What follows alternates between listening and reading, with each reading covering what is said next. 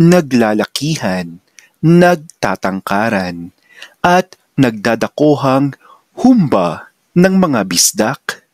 Pinag-aagawan ng mga baklushi at matrona sa parisan ni Diwata. Sino-sino sila? Ating silipin now na.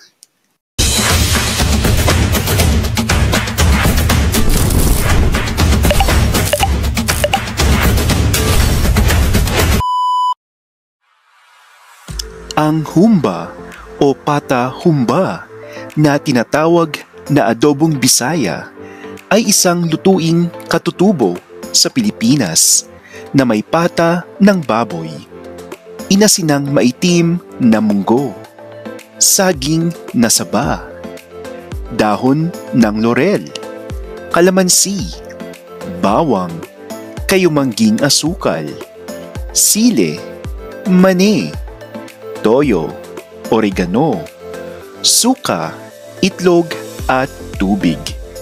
Napakasarap nito, mga ka-Star Buzzers, at ito ang estilo ng pagluluto ng mga kapatid nating bisdak.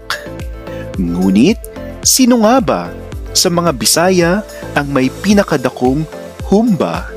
Eto na, now na! At number 6, standing at 6 feet, 4 inches. From Talisay City, Cebu, introducing your San Sebastian basketball player na gustong makadate ni Humbalushos na si Harry Shoque. Eto na, mga ka-Star Buzzers, ang pinagmamalaki ng Talisay City. Kendrick Abarquez.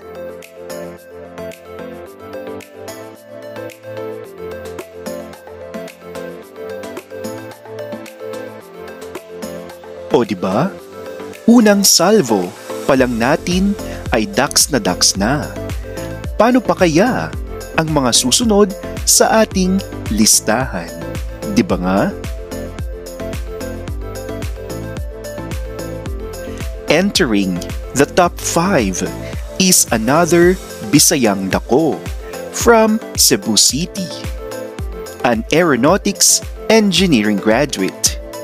Your top model of the universe 2024, standing at 6 feet 2 inches, Mr. Brent Dalman.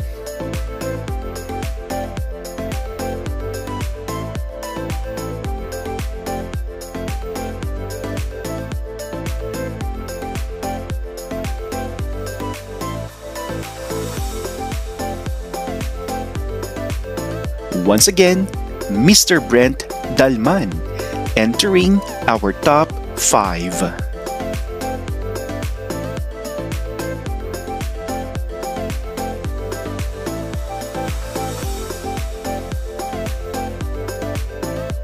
Taking the number 4 spot is a sales associate from Iloilo, ang pinagmamalaki ng mga kaibigan natin sa naturang syudad, ang Mr. Grand Philippines Iloilo.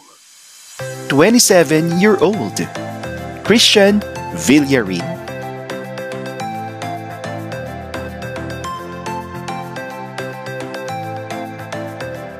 Bet mo ba siya, ka-Star Buzzer?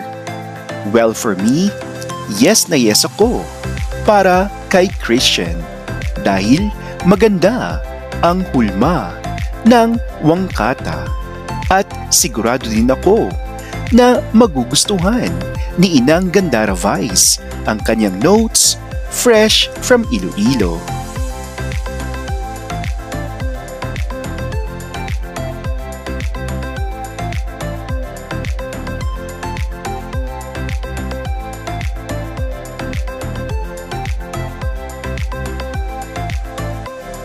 Again, that's Christian Villarin taking the number 4 spot.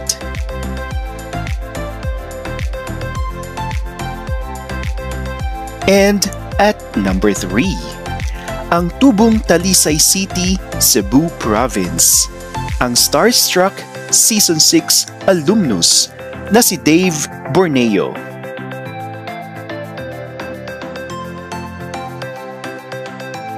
O ayan, fresh na fresh din itong si Dave Borneo na sa aking palagay ay magugustuhan ng ating Tita Harry na si Humbalos Hos. O diba? Imbis na magnyaw-nyaw ka dyan, Miss Harry, ay jumuwi ka na lang dito at dito ka kumain ng humba. Kesa yung inaagaw mo ang mga humba ng ating mga palangga dyan sa The Hague, the Netherlands. Emi ka din eh.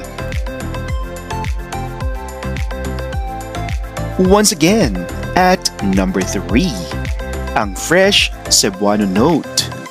Dave Borneo na sumikat matapos mag-viral online sa kanyang dance moves.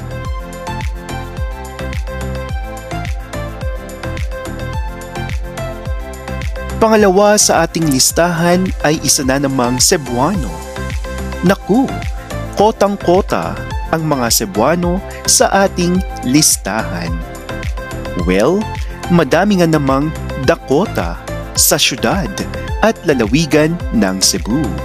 At napatunayan na yan ng ilang beses. At isa nga sa kanila ay ang aspiring MMA fighter na si Ezekiel Elacion. Goodness me, ang lakas ng karisma nitong si Boss Ezekiel. Hunk na hunk ang dating. At for sure, may ibubuga ang notes nito. Kaya naman, siya ang pinili nating ilagay sa ating top 2. Kung ikaw ang tatanungin ka-Star Buzzer, bet mo bang makasama ng isang araw ang hunk na ito? Oo o hindi? At bakit? I-comment mo na yan. Now na!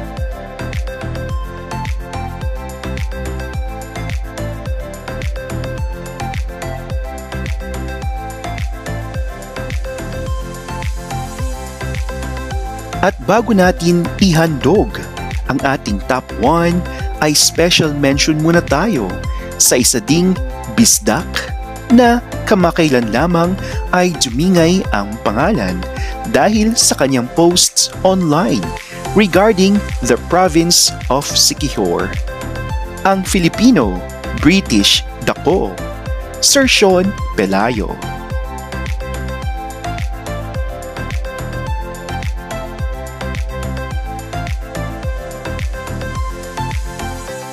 And now, ladies, gentlemen, Vaklushis, and Matronas, ang pinakadako na bisdak sa Pilipinas.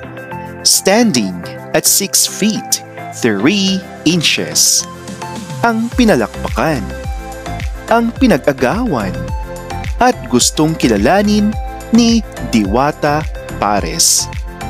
Eto na, mga ka-Star Buzzers, ang super Dax na Dax bisdak na si Sir Jezreel Padilla.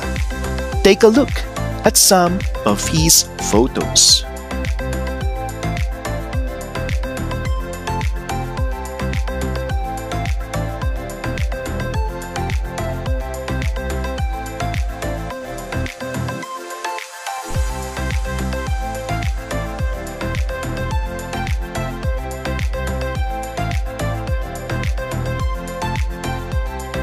Ayan po, mga ka-Star Buzzers, ang isa na namang listahan na hindi nyo dapat palampasin. Kung nagustuhan mo ang ating video, ay julitin mo itong panuorin, ka-Star Buzzer, hanggang sa magsawa ka. At huwag ding kalimutang mag-like, share, comment, and subscribe para sa iba pang nagbabagang top lists. Stay pretty, ka-Star Buzzers. Magandang araw!